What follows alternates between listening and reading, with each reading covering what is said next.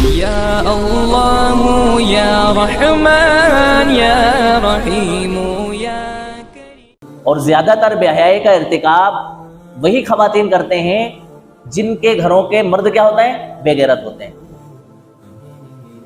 بھئی غیرت مند اگر باپ ہو اور غیرت مند بھائی ہو، غیرت مند شوہر ہو، تو اس کے گھر کی خواتین بے غیرتی انجام نہیں دے سکتی۔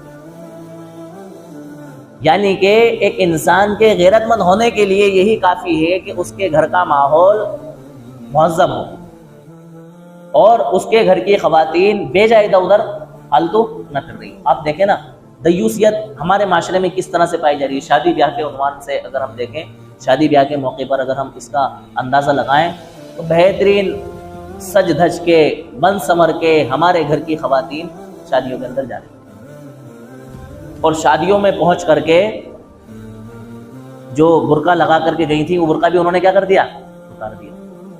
وہاں پر غیر مرد آ رہے ہیں۔ غیر مرد کا یہی تو مطلب نہیں ہے کہ اسلامی معاشرے سے باہر کے جو مرد ہیں، بھائی جو بھی غیر محرم ہے وہ غیر مرد ہے نا، جس سے آپ کا نکاح ہو سکتا ہے، آپ کی شادی ہو سکتی ہے، وہ کیا ہے؟ غیر محرم ہے، اس سے آپ کا پردہ ہے، اور اس کو آپ سے پردہ کرنا ہے، یعنی کہ وہ آپ کو نہیں دیکھ سکتا اور آپ اس کو نہیں دیکھ سکتے۔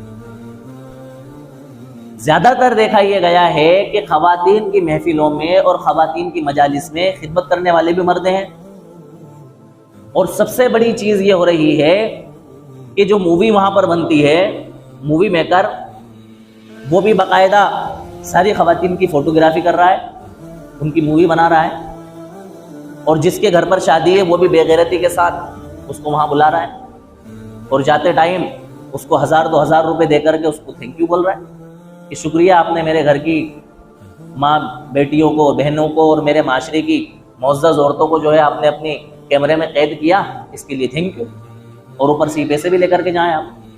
یہ ہمارے معاشرے کی کیا ہے؟ بے غیرتی ہے۔ یہ ہم کس طرف جا رہے ہیں؟ ہمارے گھر کی خواتین کا مووی میں آنے کا کام ہی کیا ہے؟ اور ہمارے معاشرے میں، ہمارے پروگراموں میں، ہمارے شادی حالوں میں مووی میکر کی ضرورت کیا ہے، اور خاص طور سے خواتین میں اس کی ضرورت کیا ہے؟ اس طرح کے لوگوں کو کیا کہا جائے گا؟ دیوس کہا جائے گا۔ کیا کہا جائے گا؟ دیوس۔ اور ایسے لوگوں پر جنت اللہ کے رسول صلی اللہ علیہ وسلم نے کیا دی ہے؟ حرام قرار دی۔ شکوہ صرف ہمیں غیروں کا نہیں، اپنوں کا بھی شکوہ ہے۔ پردہ صرف غیروں سے نہیں، اپنوں سے بھی ہے۔ ہماری خواتین کو ہمیں صرف غیروں سے ہی نہیں بچانا، اپنوں سے بھی بچانا ہے۔ جس طرح سے غیروں کی نظریں اور غیروں کے حملے ہماری خواتین کے لیے خطرناک ہیں، ایسے ہی ہمارے اپنوں کے بھی حملے اور ہمارے اپنوں کی نظریں بھی ہماری خواتین کے لیے کیا ہیں؟ خطرناک ہیں۔ اس فتنے کے دور میں، اس ارتداد کے دور میں، جہاں غیروں سے اپنی خواتین کو بچانے کی ضرورت ہے، وہیں ہمیں اپنوں سے بھی اپنی خواتین کو بچانے کی کیا ہے؟ دیکھو اسلام تو ان خواتین کی عزت نفس چاہتا ہے، ان کی عزت کو محفوظ رکھنا چاہتا ہے، ان کے عصمت کو محفوظ رکھنا چاہتا ہے، ان کے وقار کو محفوظ رکھنا چاہتا ہے۔ اسلام کو کوئی ان خواتین کے ساتھ دشمنی تھوڑی ہے۔ اسلام تو ان کو اسلام کی شہزادی بنا کر کے یہ چاہتا ہے کہ بھئی کسی غیر کی تمہارے اوپر نظر ہی نہیں پڑے، تم بہت قیمتی سرمایہ ہو۔